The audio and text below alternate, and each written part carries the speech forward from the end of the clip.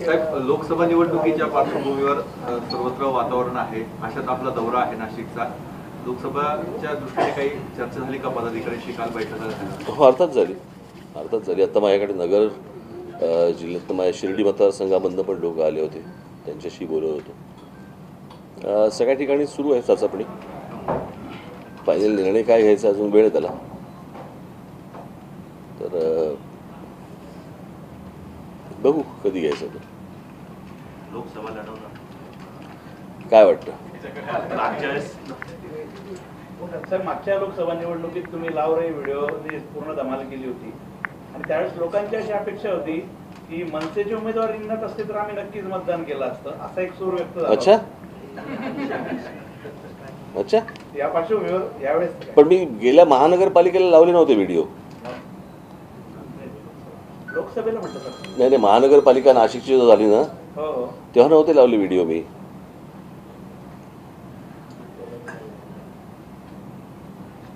त्यावेळेला मतदान करायला हरकत नव्हती ना.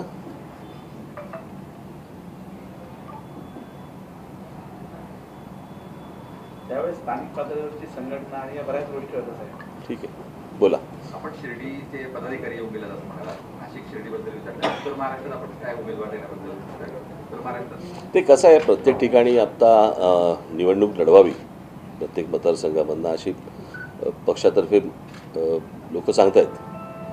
आता गेले साधारणपणे एक 2-2.5 महिने झाले असतील साधारणपणे आमची लोक बऱ्याच मतदारसंघांमध्ये जाऊन येत आहेत, माहिती देत आहेत आणि कुठे निवडणुका लढवल्या पाहिजेत, नाही लढवल्या पाहिजेत, का लढवल्या पाहिजेत, का नाही लढवल्या पाहिजेत. तर मला असं वाटतं की जरा थोडंसं प्रत्येक राजकीय पक्ष करत असतो आणि त्या सगळ्या गोष्टींचं उत्तर यायला वेळ लागतो. म्हणजे ज्यांच्या हातात केंद्राची राज्याची सत्ता आहे तेही जर समजा चाचपणी करत असतील तर मला असं वाटतं आम्हाला तर केलीच पाहिजे.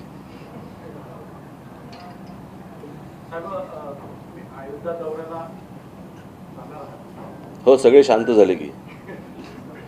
मला आता तिकडे कळलं की काहीतरी 3,000 पोलीस आहेत आणि 10 लाख माणसं आहेत रोज. आता याच्यात कसं जायचं?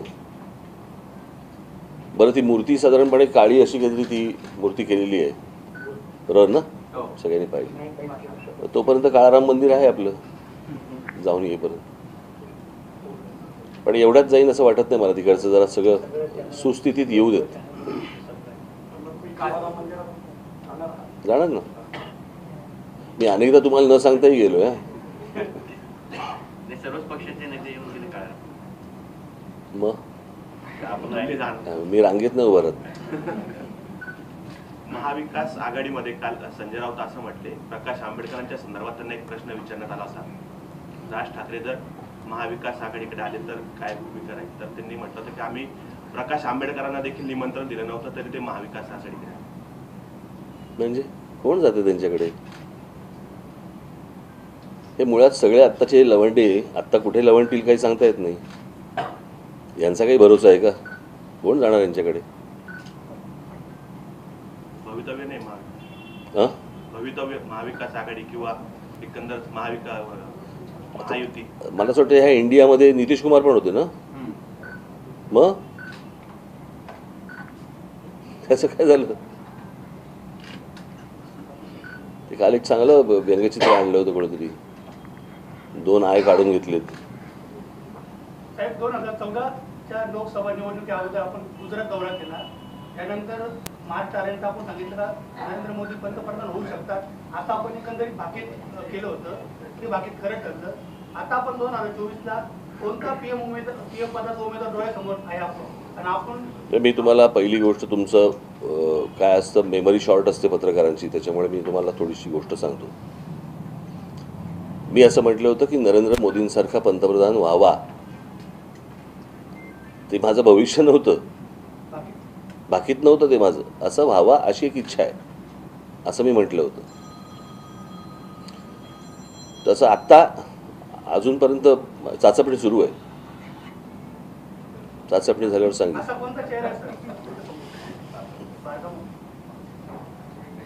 सांगितलं ना मी तुम्हाला, चाचपणी झाली की सांगितलं. काल एक व्यंगचित्र व्हायरल झालं तुमच्या दौऱ्यामध्ये. एक व्यंगचित्र व्हायरल झालंय. तुम्ही हात असा पुढे केलाय आणि सर्वसामान्य नाशिककर 2 हात पुढे करतोय. जी महापालिका 2012ला आपण आपल्या ताब्यात होत्या, 12 ते 17. लोकसभेच्या दृष्टिकोनातून त्या व्यंगचित्राला आपण किती महत्त्व? हे मी पाहिलं नाही, मी पाहिलं नाही. काढत असतं. भावी मुख्यमंत्री याचं पण नाही पोस्टर आहे. भावी मुख्यमंत्री कसं आहे, प्रत्येक जण आपापल्या इच्छेनुसार काय काय गोष्टी टाकत असतो, लिहित असतो, व्यक्त करत असतो.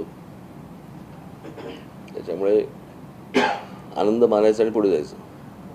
खरं तर आत्ता माझ्याकडे तुमच्याशी काही तुम्हाला सॉलिड काही कॉन्क्रीट देणार का काही नाही आहे आत्ता. आणि कॉन्क्रीट काही मी द्यावं असे प्रश्नही तुमच्याकडे काही नाही आहेत. राज साहेब, तुम्ही मराठी पाट्यांचा मुद्दा हा महाराष्ट्रभर उचललेला आहे, त्याची अंमलबजावणी पण आपण पाहू शकतो. मात्र महाराष्ट्रातील मराठी शाळा आता बंद होऊ लागल्या आहे. शहापूरमध्ये पटसंख्या नसल्यामुळे बंद झाली. लाईट वगैरे मारू दो. दौंडमध्ये देखील मराठी शाळा बंद होते. हळूहळू मराठी शाळा कुठेतरी बंद होते, तर यासाठी काही मनसे पुढाकार घेणार आहे? मी मागे एकदा शासनाला सांगितलं होतं, अनेक मराठी शाळांच्या मी लोकांनाही सांगितलं होतं की ती काय थोडंसं सेमी इंग्लिश केल्याशिवाय ह्या शाळा चालणार नाहीत. प्रत्येकाला असं वाटतं की माझा मुलगा माझी मुलगी इंग्रजी शाळेमध्ये जावं, त्याला इंग्रजी यावं, आमच्या वेळेला नव्हतं, ते माझ्या मुलांना मिळावं.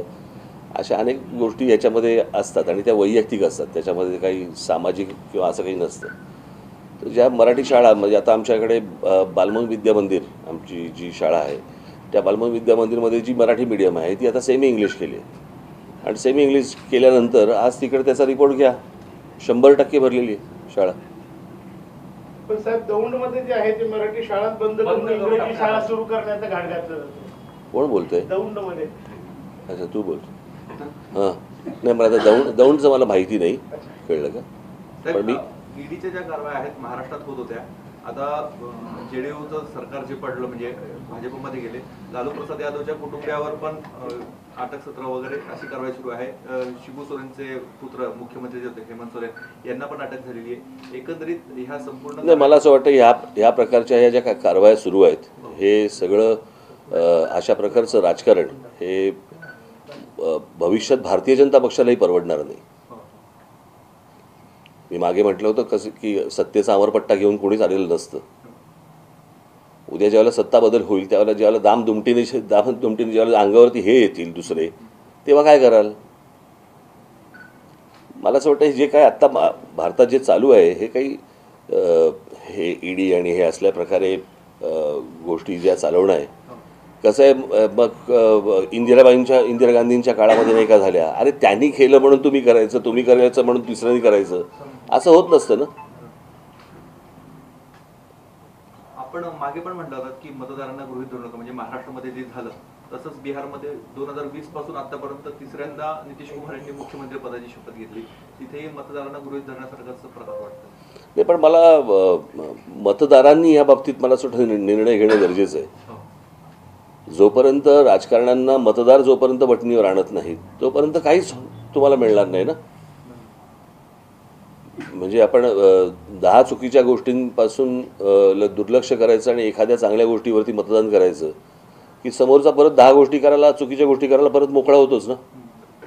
तर सामान्य मतदारांचा जर विचार केला तर आता परत एक मुद्दा असा आहे की आता लोकसभा निवडणूक आहे, ईव्हीएमचा मुद्दा परत एकदा चर्चेत येतो. लोकांमध्ये अजूनही त्याच्याबद्दल क्लिअरिटी नाही. तर मनसेचा आता पुढे भूमिका काय असणार? मागच्या तुम्ही चांगला लीड घेतला होता, आता बाकीचे घेत आहेत ना. मी ज्यावेळेला घेत होतो, जेव्हा घेतला होता त्यावेळेला कोणी मला साथ दिली नाही, कळलं का? आता तेच बोंबलत आहेत, बोंबला. एकूणच श्रीरामाचा गजर करून लोकसभा पुन्हा भाजप मिळवेल असं तुम्हाला वाटतं काही? सगळीकडे जे श्रीरामाचं सध्या जप केला जातं काय, या जर तरला काय अर्थ नाही आहे. जोपर्यंत मतदान होत नाही तोपर्यंत काही अर्थ नाही याला. होऊ शकतं, नाही होऊ शकत, काही माहिती नाही ना. प्रत्येक निवडणूक ही वेगळी असते, कळलं का? याचे काय तुम्हाला असे काही शाश्वत ठोकताळे त्याला काही नसतात त्या गोष्टीला. म्हणजे कोणाला माहिती होतं की कांद्यावरती निवडणूक होईल आणि काहीतरी वेगळं निर्णय येईल? कोणाला काही कल्पना नसते या गोष्टींची. त्याच्यामुळे आत्ताही काय होईल याचा काही अंदाज बांधणं कठीण आहे. पण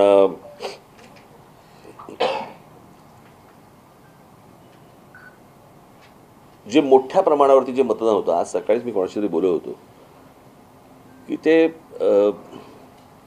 बाबरी मशीद, बाबरीचा ढाचा तुटणं, त्याच्यानंतर दंगली होणं, त्याच्यानंतर बॉम्ब ब्लास्ट होणं, तेव्हा झालेलं मतदान हे रागातनं झालं होतं मतदान. आणि त्यावेळेला मला असं वाटतं जे काँग्रेसचा मतदार असेल, इतर पक्षांचा जो मतदार असेल, त्यांनी देखील शिवसेना, भारतीय जनता पक्षाला किंवा भारतीय जनता पक्षाला मोठ्या प्रमाणावरती मतदान केलं होतं. 2014ला देखील त्या प्रकारचं एक रागातनं झालेलं मतदान होतं. बरोबर. आता ज्या वेळेला एखादी गोष्ट पूर्ण होते तेव्हा समाधानातनं किती मतदान होतं हे माहिती नाही आपल्याला अजून. तर त्याच्यामुळे आपल्यासाठी ही नवीनच गोष्ट आहे की आजपर्यंत प्रश्नांवरती निवडणुका झाल्या, उत्तरावरती निवडणूक होणारी पहिलीच निवडणूक असेल मला असं वाटतं एखाद्या विषयात. त्याच्यामुळे त्याचं मतदान कसं होईल, काय होईल, प्रत्येकजण कसा घेतोय. प्रश्न असा आहे की राम मंदिर झाल्याचा आनंद मला आहे, पण मी काही भारतीय जनता पक्षाचा मतदार नव्हे, असेही आहेत. मला अजूनही आठवते 95 सालची गोष्ट असेल, 95 विधानसभेची गोष्ट. महाराष्ट्रामधल्या अनेक काँग्रेसच्या लोकांनी, मतदारांनी शिवसेना, भारतीय जनता पक्षाला मतदान केलं होतं दंगल आणि बॉम्बब्लास्टच्या पार्श्वभूमीवरती. पण तेच मतदान 96ला राहील, 97ला राहील, 98ला राहील असं काही नसतं. मागच्या काही दिवसांपासून साहेब आरक्षणाच्या मुद्द्यावरती ओबीसी नेते विरुद्ध मराठा नेते अशी परिस्थिती निर्माण झालेली आहे. हे सगळं आरक्षणाचा मुद्दा हाताळण्यामध्ये गव्हर्नमेंटचं अपयश आहे किंवा या मुद्द्याकडे आपण कसं बघता? माझं मत मी मांडलं की त्याशी सगळ्या त्यांच्या मागण्या होत्या त्या सगळ्या मान्य झालेल्या आहेत. एक छोटीशी मागणी होती आरक्षणाची, ती फक्त बाकी आहे.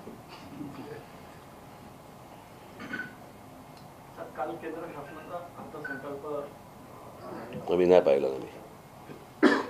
साहेब. एक भावनिक पोस्ट राजन साळवेंनी सकाळी पोस्ट केलेली आहे. बाळासाहेबांची जी खुर्ची आहे त्याची किंमत, त्यांचे प्रश्न नका मला विचारू. नाही, बाळासाहेबांच्या खुर्चीची किंमत त्यांचे प्रश्न त्यांच्यापाशी. लोकसभा विधानसभा निवडणुकीच्या पार्श्वभूमीवर आपण 2 दिवसापासून या ठिकाणी मार्गदर्शन करतायत. मात्र शहरात आणि जिल्ह्यात मनसेमध्ये मोठी गडबाजी पाहायला मिळते. काय आहे, गटबाजी प्रत्येक पक्षात असते, सत्तेतली दिसत नाही, विरोधी पक्षातली दिसते, कारण ते जरा वोकल असतात विरोधी पक्षातले. सत्तेतली येऊ देत विरोधी पक्षात, मग तुम्हाला कळेल. किंवा आता लोकसभा आहेत ना, बरोबर की नाही, विधानसभा, महानगरपालिका येऊ देत, मग तुम्हाला कळतील त्यांच्यातले तडे आणि त्यांच्यातले स्क्रॅचेस. आमचा जरा थोडासा उघडा कारभार असल्यामुळे दिसतात. तुम्ही जे इंजेक्शन देण्याचं जे काल बोलले, काय इंजेक्शन, हां, इंजेक्शन कसलं इंजेक्शन? गटबाजी बाबत जे आहे ते. हो, काल दिलंय पहिलं, निवडणूक लढणार काल पहिला डोस दिलाय. किती डोस असतात त्यांच्यावरती आहे. आता पहिल्या डोसमध्ये बरे झाले, आपण वॅक्सिन नव्हतं का घेतलं, तर पहिल्याचे बरे झाले तर झाले. मात्र तुम्ही असं सांगितलं का निवडणूक सुद्धा लढणार नाही इथली स्थानिक? नाही, प्रश्न असा आहे की या सगळ्या याच्यामध्ये जर समजा आपण कोणत्या क्षेत्रामध्ये आहोत, त्या क्षेत्रामधला जर आपण त्याची जर पोच नसेल, बरोबर आहे, तर ह्या लोकांच्या जीवावरती, अशा लोकांच्या जीवावरती किंवा त्यातली जी काही ठराविक टाळकी आहेत त्यांच्या जीवावरती मी निवडणुका लढवायच्या आणि पदरात अपयश पाडून घ्यायचं काही इच्छा नाही मला. आता काही लोकांना बरीच वर्ष झाली राजकारणामध्ये, माझ्या पक्षात असतील, इतर पक्षात असतील, त्याला एक राजकीय पोच येणं म्हणतो आपण त्याला. ती जर पोच नसेल तर मला असं वाटतं की ते 52 पत्त्याचा कॅट किती काळ पिसायचा ना मी. बाहेर अनेक लोक आहेत, सक्षम लोक आहेत, स्वतःचा मी विचार करणार. महायुतीचे अनेक नेते मनसेबाबत आता सध्या फॉर आहेत. आता मोदींचा जो कार्यक्रम झाला त्यावेळेस गिरीश महाजनने प्रतिक्रिया व्यक्त केली होती की आम्ही समविचारी पक्ष आहोत, आम्ही सोबत येऊ शकतो. आता लोकसभेचं जे तुमची चाचपणी चालली आणि कार्यकर्त्यांमध्ये पण एक अशी भावना आहे की खूप वर्ष आपण स्वबळावर लढलो, एखाद्या वेळेस आपण युतीत लढलं पाहिजे, म्हणजे युती किंवा आघाडी. कोण कार्यकर्ते भेटले तुला? तुमचेच कार्यकर्ते. अच्छा, उगाच काहीतरी आपलं लोकांचं मत, लोक कहते आहे वगैरे माहिती ना, ते राजदीप सरदेसाईवाले बोलतात लोक कहते आहे, तू कुठे बाहेर जातो लोक कहते म्हणायला. बोला. साहेब, जरांगे पाटील पुन्हा एकदा उपोषण करतात असं त्यांनी सांगितलंय 10 फेब्रुवारीपासून. त्यांच्या काही मागण्या म्हणजे जे गुन्हे दाखल झालेले होते ते गुन्हे. बघा, मी त्या दिवशी जेव्हा जरांगे पाटलांना भेटायला गेलो त्यावेळेला त्यांच्या समोर, लोकांसमोर मी तेव्हा सांगितलं होतं हे होणार नाही. बरोबर की नाही? हा विषय टेक्निकल आहे, हा कायद्याच्या दृष्टिकोनाचा विषय आहे. हा अशा प्रकारचा निर्णय कुठचंही राज्य सरकार घेऊ शकणार नाही आणि केंद्राला या गोष्टींचा विचार करायचा असेल तर प्रत्येक राज्यामध्ये ही परिस्थिती आहे. प्रत्येक राज्यामध्ये हे कसं करणार आहेत त्याच्यासाठी तुम्हाला सुप्रीम कोर्टामध्ये जायला लागेल, त्याच्यासाठी विशेष अधिवेशन बोलवायला लागेल, त्यांना अनेक प्रोसेस आहेत त्याला. ते काही इतकं सोपं नाही आहे. मला असं वाटतं मराठा समाजातल्या माझ्या बांधवांनी भगिनींनी मला असं वाटतं या गोष्टींचा विचार केला पाहिजे. मागे एकदा तुम्हाला सगळ्यांना तापवले, तुम्ही मोर्चे काढले, सगळेजण तुम्ही आलात, मुंबईमध्ये आलात, सगळ्या ठिकाणी मोर्चे काढले. हे परत आता हे दुसऱ्यांदा झालं. बरोबर आहे. वस्तुस्थिती आपण तपासून पाहणार आहोत की नाही पाहणार आहोत, की कोणाचा तरी राजकीय अजेंडा आहे आणि त्याच्या खाली तुम्हाला सगळ्यांना मोर्चे म्हणून घेऊन जात आहेत. एकदा मला असं वाटतं प्रत्येक समाजाने पाहिलं पाहिजे. असा काही संशय वाटतं तुम्हाला हे नाही, मला सांगा ना, त्या दिवशी मुख्यमंत्र्यांची भेट झाली आणि बाहेर पडले, विजयोत्सव साजरा झाला, काय विजय मिळाला? कोणता विजय एकदा कळू तर देत. जो मराठा बांधव भगिनी जे गेली असतील तिथे मोर्चाला त्यांना कळलं का काही काय झालं नेमकं? आणि जर झालेलं नाहीये त्याच्यामध्ये जर समजा तुम्ही आनंद व्यक्त करत होता तर आता परत उपोषणाला कशाला बसताय? झालंय ना ती गोष्ट तुमच्या मते, मग परत उपोषण कशासाठी? पण आता भुजबळ काउंटर करतायत, आता उद्याला पण त्यांनी नगरमध्ये नाही. मला कसं आहे ते सगळ्या गोष्टी ह्याला कोणाचे सगळ्यांचेच काय म्हणू आपण त्याला इंटरेस्ट आहेत आणि आतून वेगवेगळ्या लोकांचे पाठिंबे आहेत. तुम्हालाही माहिती आहे या सगळ्या गोष्टी काय आहेत. त्या बोलण्यातही काही पॉईंट नाही कारण ती तुम्हाला काही उघड गोष्ट नाही आहे ती तशी, पण म्हटलं तर उघड गोष्ट आहे. यामध्ये जरांगे पाटील सरकारने निर्णय घ्यावा. मी काय मराठा आरक्षणाच्या प्रश्नामध्ये मनोज जरांगे पाटील फसले का फसवले गेले सरकारकडनं काय माहित. कारण की त्यांनी आनंद उत्सव देखील साजरा केला, परत उपोषणाला. हे बघा, प्रश्न असा आहे, मी एखादी गोष्ट बोलतो ती सुरुवातीला तुम्हाला कडवट वाटते परंतु तेच सत्य असतं. राज्यात आपण टोलचं आंदोलन केलं, त्यानंतर राज्यातला राज्य सरकारचा जो टोल होता तो बंद झाला. आता राष्ट्रीय महामार्ग प्राधिकरण आणि MSRTC यांचे टोल.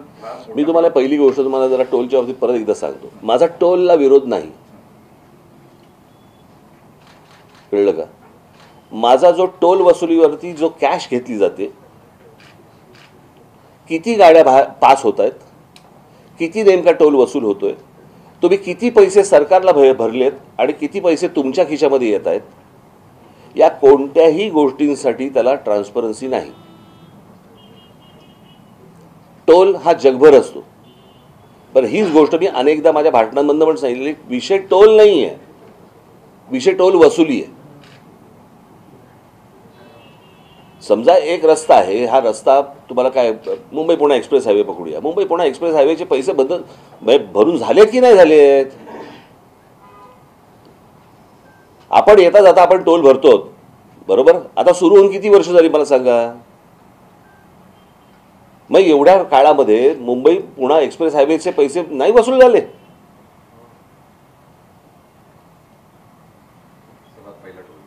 बरोबर की नाही? मग या सगळ्या गोष्टींची उत्तर मिळणार की नाही मिळणार? मी आता उद्या सकाळी मुख्यमंत्र्यांना भेटणार आहे आणि त्यांच्यासाठी मी पुढच्या आठवड्यामध्ये मी एक आमचं हे ठेवणार आहे, काय ते जे आम्ही आत्ता नाही का सगळ्या मुंबईच्या सगळ्या टोल नाक्यांवरती शूटिंग केलं, त्याच्यात जे आकडेवारी ज्या सगळ्या गोष्टी आहेत त्या सगळ्या ठेवणार आहेत त्यांच्यासमोर.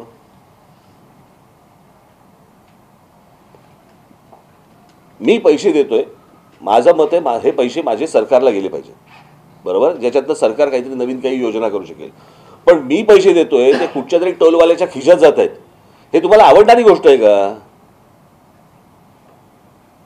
किंवा त्या टोलवाल्याला दिल्यावरती त्याचं परिवर्तन त्या पैशाचं हे कुठच्याही राजकीय पक्षाच्या फंडामध्ये होणार असेल तर ते तुम्हाला आवडणार आहे का? ती जर ट्रान्सपरन्सी नसेल तर त्याला विरोध नाही केला पाहिजे. बरं, त्याच्यानंतर तुम्ही जे टोलसाठी म्हणून ज्या गोष्टी सांगितलेल्या की आम्ही ॲम्ब्युलन्स सेवा देऊ, आम्ही तिथे फर्स्ट एड सेंटर उभं करू, आम्ही तिकडे काय काय तुमच्या गाड्या बिघडल्या तर क्रेन्स आणू, खड्डे तिकडे. अहो, टोलवरून पुढे गेल्यावर जर खड्डे असतील, मी टोल कशासाठी दिला मला एकदा कळू तर देत. खड्डेवाल्या रस्त्यांसाठी. मग कोकणाचा रस्ता पूर्ण नाहीये पण कोकणामध्ये एक ठिकाणी टोल लावला म्हणजे काय?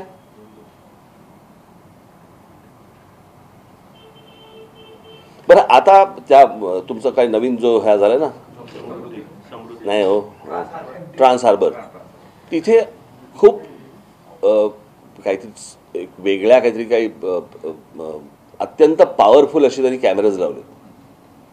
म्हणजे गाडी तुमचं काय नंबर प्लेट सोडा, आतला माणूस पण तिकडे दिसतो, बरोबर की नाही? म्हणजे टेक्नॉलॉजी आहे, मग लावा सगळ्या टोलला. हवीत कशाला माणसं? मग एवढं इतकी वर्ष चालून देखील याच्यामध्ये काहीतरी काळबेरं आहे ते आपल्याला लक्षात येते की नाही? तुम्हाला राज्य चालवायचं आहे, तुम्हाला राज्य चालवायचं असेल, शहर चालवायचं असेल, तुम्हाला रेव्हेन्यू लागतो. रेव्हेन्यू तुम्ही वेगवेगळ्या मार्गाने तुम्ही घेत असता, पण तो रेव्हेन्यू हा राज्य सरकारच्या खिशात किती जातोय आणि एका खाजगी माणसाच्या खिशात किती जातोय हे पाहिलं पाहिजे की नाही, तपासलं पाहिजे की नाही? तुम्ही म्हटलं पक्ष निधीसाठी पण जातोय, तर असा काही पक्ष एखादा समोर आलाय का किंवा असं आपल्या तपास? अनेक पक्ष आहेत, अनेक पक्ष आहेत. तुम्हाला काय वाटतं मला ऑफर्स नाही आल्या?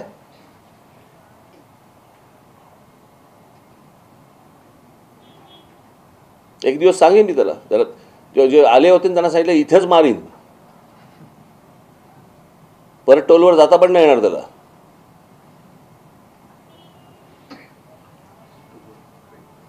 गुणरत्न सदावर्तेंचं असं म्हणणं आहे की राज ठाकरे यांनी मराठा आरक्षणावर बोलू नये, त्यांनी फक्त टोलवर बोलावं.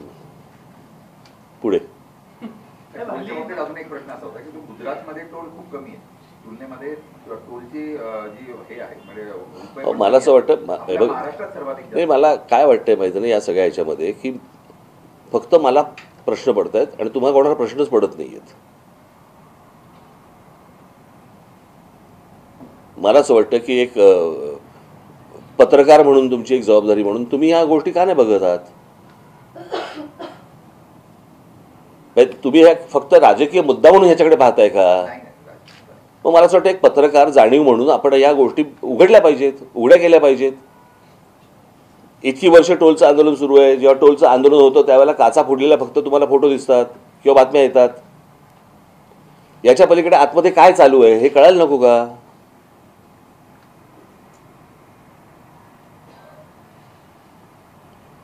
मला असं वाटतं प्रत्येकाच्या जाणीवा जागा असतील ते प्रश्न सुटतील. रणजित सावरकरांनी 4-5 दिवसापूर्वी एक वक्तव्य केलं होतं, महात्मा गांधींची जी हत्या झाली तर ती नथुराम गोडसे यांच्या बंदुकीतून झाली, ते अगदी 2 फुटावर होते. अरे सोडा म्हणा आता त्या जुन्या गोष्टी.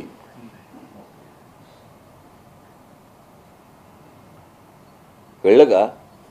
त्यातनं काही प्रबोधन किंवा काही बोध घेणार नसू आपण ना, तर उपयोग काय त्या गोष्टींचा? यांनी त्या गोडसेंवरती बोलायचं, मग त्यांनी त्या जवाहरलाल नेहरूंवरती बोलायचं, इंदिरा गांधींवरती बोलायचं, किती काळ सहन करायचं? काय काय ऐकायचं आम्ही? कामं करा ना त्यापेक्षा. हे यांच्या लोकांचे वाभाडे काढणार, ते त्यांच्या लोकांचे वाभाडे काढणार. आता गेले ते सगळेजण, गोडसेही गेले, गांधीही गेले, सगळेच गेलेत.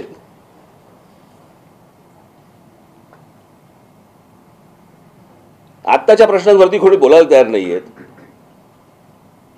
महागाईवर कोणी बोलायला तयार नाहीये, पेट्रोल आणि डिझेलच्या सेसवरती कोणी बोलायला तयार नाहीयेत. महाराष्ट्रामध्ये मराठी माणसाला घरं नाकारली जात आहेत त्याच्यावरती कोणी बोलायला तयार नाहीये. आत्ताचे लोकांना भेडसावणाऱ्या प्रश्नावरती तुम्हाला बोलायला वेळ नाहीये. माणसं जी गेलेली आहेत त्यांच्यावरती तुम्हाला बोलायचंय. काय लागणार आहे हाताला तुमच्या? इन्क्वायरी करा म्हणतात. कसली इन्क्वायरी? आणि कोण करणार? कोणा गांधीजींना बोलवणार का गोडसेला बोलवणार परत?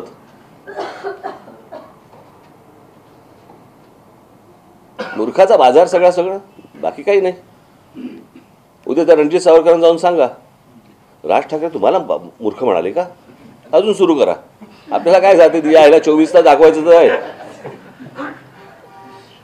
साहेब, तुम्ही टोलचा वारंवार प्रश्न केल्यामुळे सामान्य नागरिकांचं कोण पहिलं तू ते सांग. पत्रकाराचे कुठला? मी दक्ष पोलीस न्यूजला काम करतो. आपण पहिले मूळ आपण बघू. नाही, सामान्यांचाच प्रश्न घेतला तुम्ही. नाही आता हे यांच्याशी बोलू मला. पंतप्रधान नरेंद्र मोदी यांचे महाराष्ट्रभर आता दौरे सुरू झालेले आहे. नाशिक झालं, मुंबई झालं, पुन्हा आता पुण्याला पण येत आहे 19 तारखेला. कोल्हापूर त्या भागात देखील झाले. सतत हे दौरे वाढत आहे इलेक्शनमुळे. काय बोलता काय? इलेक्शनमुळे असेल? हा खरं निवडणूक आहे त्यामुळे बोलतो. लक्षातच नाही आला हा विषय. काय प्रश्न आहेत. मनसेनी यापूर्वी महाविद्यालयीन विद्यार्थी किंवा बेरोजगार असतील यांच्यासाठी रोजगार मिळावे किंवा स्पर्धा परीक्षांचं मार्गदर्शन वगैरे असे अनेकदा खूप उपक्रम राबवले. तर मनसेला हा गट आपल्या जवळ करण्यासाठी या पुढील काळामध्ये कुठले उपक्रम किंवा योजना आहेत? खूप योजना आमची लोक करत असतात, राबवत असतात, परंतु वाईट वाटून घेऊ नका. या काळात थोडंसं नाही, या काळाचा आणि त्या काळाचा विषय नाही आहे. प्रश्न असा आहे ना की त्याला किती फुटेज द्यायचं आणि ज्याच्यातनं फक्त आग लागेल अशा गोष्टींना किती फुटेज द्यायचं. आपण जरा थोडंसं ते पण तपासलं पाहिजे ना, बरोबर की नाही. वाईट बातमीला जेवढं महत्त्व आहे तेवढं चांगल्या बातमीला नाही आहे. कार्यक्रम सगळ्या ठिकाणी सुरू असतात. मी तुम्हाला यादी पाठवून देतो आणि त्याच्यानंतर तुम्ही मला सांगा की या कार्यक्रमांची दखल घेतली गेली का.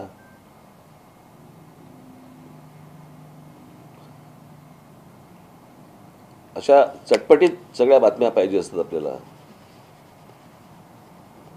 मी मागे एकदा एका प्रेस कॉन्फरन्समध्ये सांगितलं होतं, मला असं वाटतं की तुम्ही जसे राजकारण्यांना जसे प्रश्न विचारता तसे मला असं वाटतं तुम्ही एकदा स्वतःलाही प्रश्न विचारले पाहिजेत. सध्याची एकूण पत्रकारिता आणि ज्या प्रकारे काही बातम्या ज्या काही चालू आहेत किंवा जे काही पत्रकार, मी तर भाषणच केलं होतं तुमच्या पिंपरी चिंचवडमध्ये जाऊन, बरोबर ना. आज सगळ्या ठिकाणची जी अवस्था आहे, जशी राजकीय अवस्था खालावलेली आहे तशी पत्रकारितेची अवस्था खालावलेली आहे. कोणाच्या तरी सांगण्यावरून कुठचे तरी प्रश्न विचारले जातात, फारच झालं ना. आणि जितकं कन्स्ट्रक्टिव्ह नसेल तितक्या बातम्या चांगल्या. मूळ मुद्द्याला हातच लावायचा नाही, मूळ विषयांना हातच लावायचे नाहीत.